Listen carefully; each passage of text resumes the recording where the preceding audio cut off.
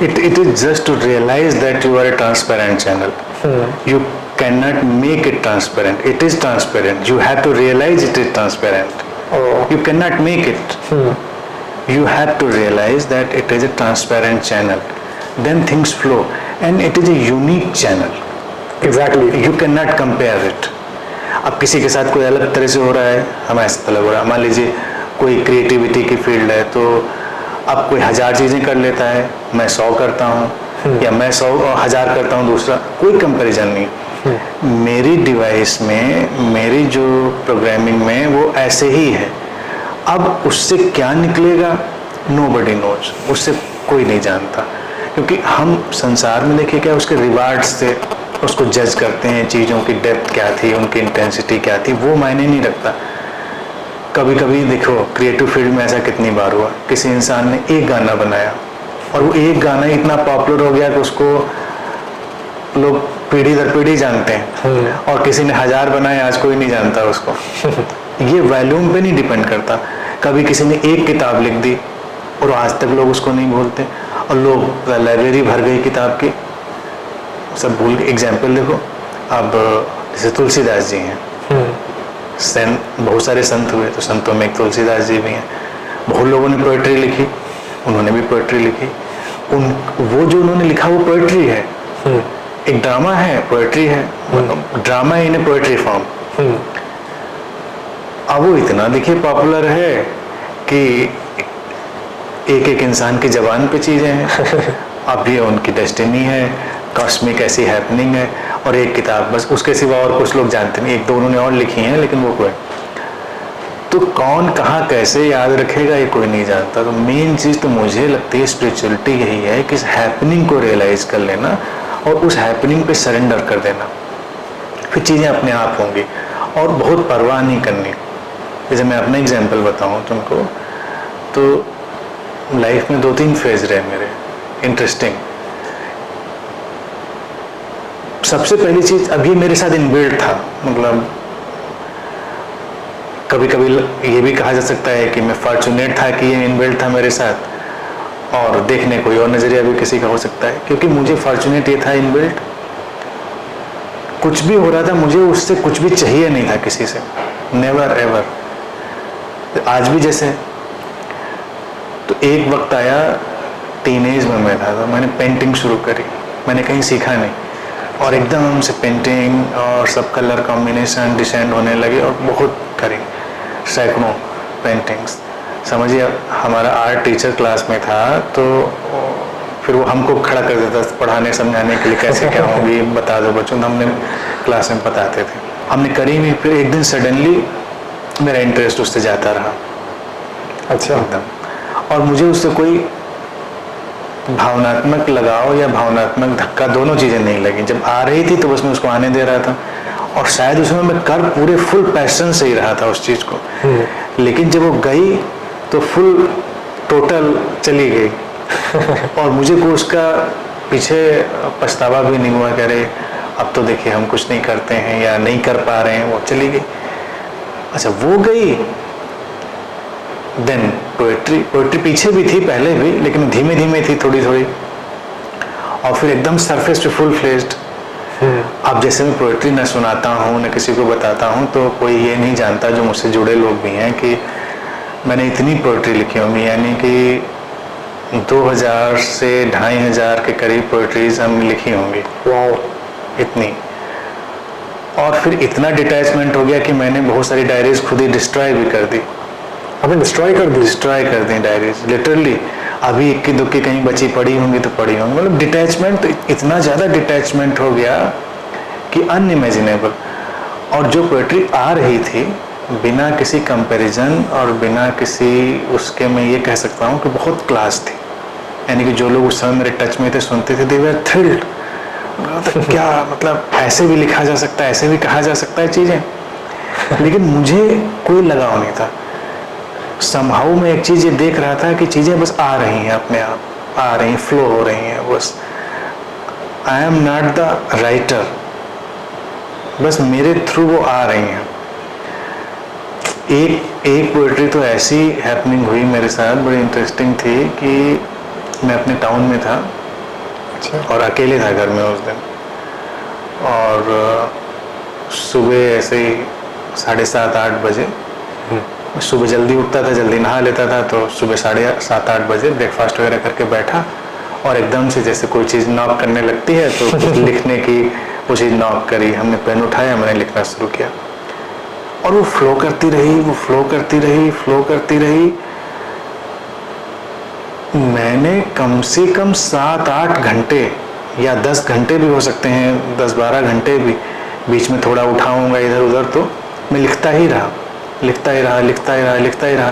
एक पूरी diary, one flow में एक पूरी डायरी लिखी गई वो। बड़ी अजीबोगरीब और बड़ी ही इंटरेस्टिंग वो पोएम थी, वन पोएम फुल डायरी, एक कंटिन्यूएशन। अब मेरा परसेप्शन ये है कि ये मैं लिख नहीं रहा था, ये बस हैपनिंग थी। अब एग्जिस्टेंस में उसकी क्या वैल्यू थी, क्या नहीं थी, ये मैं नहीं जानता। अगर मैंने डिस्ट्रॉय भी किया तो again it was a happening, that was not my conscious idea कि हमको करना है या मुझे कोई गुस्सा है उससे। मुझे लगा ये सब नहीं। पब्लिशर भी उस समय मेरे टच में कुछ लोग थे, तो चाहते तो पब्लिश करा देते। नहीं, सारा ग्राउंड बन गई, एग्जिस्टेंस ने नहीं चाहा। अच्छा। एक पब्लिशर उसकी मैन्युस्क्रिप्ट ले गए, सब बन गया उसका सब होके, और फिर अचानक कुछ कैंसिल हो गया। और आज मैं बड़ा एग्जिस्टेंस को थैंकफुल रहता हूँ कि अच्छा हुआ नहीं पब्लिश, क्योंकि एज ए पोएट मैं नहीं चाहता था कि एक लेबल लगे कि पोएट राइटर बन जाते। आथर, पोएट, पेंटर, वो अगेन दिस स्पीकिंग, आप तुम लोग जानते ही हो, पिछले 20 साल से डिस्कोर्सेस कर रहे हैं, हजारों घंटे बोल चुके हैं, बोलते ही रहते हैं, और पूरे कंटिन्यूएशन में, पंक्चुएशन से, परफेक्शन से सुनने वालों को लगता है कि बहुत ऑर्गेनाइज्ड स्पीकिंग है, सिस्टम से चल रही है। तिनका पर भी ऑर्गेनाइज नहीं है। मुझको अगला सेंटेंस ही नहीं पता होता क्या बोलना है, कुछ नहीं पता होता। और ये चीज़ जो हो रही ना, ये भी बड़ी इंटरेस्टिंग है। एक फेज था जब मैंने बिल्कुल सोच रखा था, क्योंकि इतना पढ़ा मैंने, इतना चीज़ों को देखा और स्पिरिचुअल सिनेरियो में इतना स्यूडो डिसेप्शन भी देखा, तो मैं थोड़ा रिपल्सिव था इन चीज़ों में। अरे ये बहुत बेकार का काम है, ये तो भाई मैं तो नहीं करूँगा। और एक दिन one fine day I found I am speaking. अब दिस इज हैपनिंग, इसके बाद क्या होगा I don't know, but it is happening. तो इसलिए मुझे लगता है कि इंसान को रिलैक्स रहना चाहिए। हर इंसान का एक ब्लूप्रिंट डिजाइंड है एग्जिस्टेंस में, और उसके थ्रू वो ब्लूप्रिंट मैनिफेस्ट होगा, और उसको किसी से कंपेयर नहीं किया जा सकता। बस हम फ्लो होने देंगे तो बहुत सारी चीज़ें हमारे अंदर से फ्लो होंगी। तो क्रिएटिविटी में भी यही चीज़ है। रिटर्न जब इंसान चाहता है रिवार्ड, तो परेशान होता है, उसको लगता है कि अब इस चीज़ का हमको रिवार्ड क्या मिलेगा। रिवार्ड तो एग्जिस्टेंस से आता है, या कह ले गॉड से आता है, या ईश्वर से आता है, मतलब व्हाटएवर। तो अपना पूरा डिस्प्ले हो जाने के बाद शांति से बैठना चाहिए, बस इतनी चीज़। Guidance is always there, the whole universe is guiding you. उसको सुनना, समझना, उसको वेलकम करना, ये जरूरी होता है। आमतौर से लोग वेलकम नहीं करते। इसके लिए एक नया टर्म आजकल चलता है, six sensory living. Six sensory living है हमारे आसपास, गाइडेंस हमारे आसपास है, और एग्जिस्टेंस किसी से भेदभाव नहीं करती। ऐसा नहीं कि हमको करेगी, तुमको करेगी, तो इसको नहीं करेगी, सभी को कर रही है, लेकिन हम ध्यान नहीं देते। जब हम ध्यान देते हैं तो चीज़ें बढ़ती हैं। बढ़ती का सेंस ये है कि वो मैनिफेस्ट होने लगती हैं ज़्यादा से ज़्यादा। वो थी तो एयर में हिडन थी, तो वो गाइडेंस आ गया। इसीलिए कोई किसी को गाइड कर नहीं सकता लाइफ में, गाइड तो यूनिवर्स ही करती है उसको, द होल एग्जिस्टेंस, टोटलिटी। और हम अलर्ट हों तो हम सुन पाएंगे, वो चारों तरफ से हो रही है चीज़। अब देखो ये चीज़ करीब करीब वैसी है, अगर तुम मान लो एनिमल लवर हो या बर्ड लवर हो, और तुम जाते हो जंगल में, तो तुम्हारे आसपास बर्ड्स आ जाएंगे, तुम्हारे पास एनिमल्स आके बैठ जाएंगे, ये सब। या आप घर में पेटी हो, कोई लवर है, तो उसके पास वो आ जाएंगे।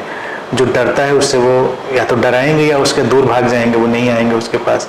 तो जो इंट्यूशन है, जो ग्लिम्पसेज है, ये उन्हीं बर्ड्स की तरह से हैं कि जब तुम इन पर ध्यान देते हो, इनके थोड़ा लव में होते हो, इनके हार्मनी में, तो they start coming more and more, और वो हमारे लिए गाइडेंस लेकर आती हैं। क्योंकि लाइफ तो ऑब्स्टिकल के लिए बनी ही नहीं है, लाइफ तो इवॉल्व होने के लिए और अच्छे से अच्छी फ्लावरिंग में जाने के लिए बनी है। ये ह्यूमन कंसेप्ट है कि बहुत मुश्किलें हैं, मुसीबतें हैं, कठिनाइयाँ हैं। कोई कठिनाई नहीं, कठिनाई का हमारा कंसेप्ट है, लेकिन ऐसा कोई कठिनाई नहीं। लेकिन हमारी टोटल ह्यूमन बॉडी, उससे एग्जाम्पल समझना चाहिए। वो ह्यूमन बॉडी डिजाइंड है केवल स्मूथ फंक्शन के लिए। हम ही उसमें कुछ ऐसी चीज़ें डाल के गड़बड़ कर दें जो बॉडी थोड़ा डिस्टर्ब फील करे, है तो मशीन, तो मशीन में कुछ हमने जिसके लिए वो डिज़ाइन नहीं थी, हमने वो चीज़ें डाल दी तो मशीन गड़बड़ करेगी। तो अब बॉडी में सब बड़े स्मूथ फंक्शन में चल रहा है, उसकी अपनी सेल्फ विजडम है, सेल्फ गाइडेंस है, सेल्फ सब चीज़ें। हम अगर उसको काम करने दें तो मुझे लगता है कि किसी इंसान को तो कोई दिक्कत होगी भी नहीं। लेकिन हमारी कंडीशनिंग ऐसी हो गई है कि हम नहीं करने देते हैं तो वो चीज़ें होती हैं। अगर एक बार ये बदल जाए तो एक आध जनरेशन में हो सकता है, क्योंकि कंडीशनिंग तो अभी अवेलेबल है, तो यक ब यक ऐसे मिरेकुलसली चीज़ें गायब नहीं हो जाएंगी। लेकिन अगर लोग स्मूथ फंक्शनिंग को जीने लग जाएं तो एक आध जनरेशन के बाद मुझे लगता है लाइफ और डेथ बहुत ईजी हो सकती है, क्योंकि स्मूथ फंक्शन है। हम जब तक फंक्शन कर रहे हैं और लाइफ को जब डिसअपियर होना है और स्मूथली डिसअपियर हो गई, तो ऐसे पूरी यूनिवर्स फंक्शन करे स्मूथली, उसमें कोई कमी है ही नहीं। मतलब वो हमेशा अच्छे की तरफ ही जा रही है, और जो हमको हिंड्रेंस लगती भी है वो एज सच हिंड्रेंस ना होके वो प्रोसेस का हिस्सा होती है। जैसे बॉडी में सेल्स के लिविंग और डाइंग का प्रोसेस है, तो अब अगर हम ना जानते हो इस चीज़ को और मान लो हम उस प्रोसेस को कभी एकदम से विटनेस कर लें कि अरे हमारी तो सेल्स डाई हो रही हैं, डिके हो रही हैं, थ्रो हो रही हैं बॉडी से बाहर, हम परेशान हो सकते हैं। लेकिन वो प्रोसेस है, वो जाएंगे तो नई सेल्स आएंगी, तो वो ऑब्स्टिकल नहीं है। तो इसी तरह से लाइफ पे कोई भी फिनोमिना में जहाँ कहीं भी कोई इंसान जा रहा है, मुझे लगता है कोई भी ऑब्स्टिकल नहीं है, और चारों तरफ से वो चीज़ें कोऑपरेट कर रही हैं। जैसे बॉडी में सब कुछ कोऑपरेट कर रहा है, किडनी की सेल है तो लीवर की सेल भी उसको कोऑपरेट कर रही है। ऐसा सेपरेट तो नहीं है कि लीवर वाली सेल कहते हैं किडनी वाली अपनी जाने हमसे क्या मतलब है ऐसा तो होता नहीं। और ऐसे देखा जाए अलग अलग कॉलोनीज हैं, भाई वो एक स्पेसिफाइड कॉलोनी है, वो एक स्पेसिफाइड कॉलोनी, वो अपना अलग फंक्शन करे, वो अलग फंक्शन करे, लेकिन सब है एक हार्मनी में, एक ही सिंथेसिस में। तो ऐसे ही पूरी यूनिवर्स में सब है, तो स्पेसिफाइड यूनिट्स एनर्जीज की, बंडल ऑफ एनर्जीज हैं, स्पेसिफाइड हैं, लेकिन वो ऐसी हार्मनी में फंक्शन करते हैं। अगर हम उस हार्मनी को रियलाइज कर लेते हैं एक बार, तो सब ऐसे स्मूथ होता चला जाता है। इंसान हैरान रह जाता है कि अरे ये तो मिरेकुलस लाइफ जा रही है, और मिरेकुलस है तो अपनी एक्सपेक्टेशन मत डालो उसमें, क्योंकि डिज़ाइन जो तुम्हारा है वो अपने ही ढंग का है। अब पीपल का पेड़ उगा, अब उसकी जैसी ग्रोथ जा रही है उसकी डिज़ाइन अपनी वैसे ही जा रही है। पेड़ तो पीपल का डिज़ाइन था, उग रहा था, अब तुमने उसको आम का पेड़ मानने की कोशिश करी तो तुम परेशान हो गए अननेसेसरी, क्योंकि तुम मान रहे हो कि आम की तरह बढ़ना चाहिए, लेकिन वो बढ़ेगा तो पीपल की तरह।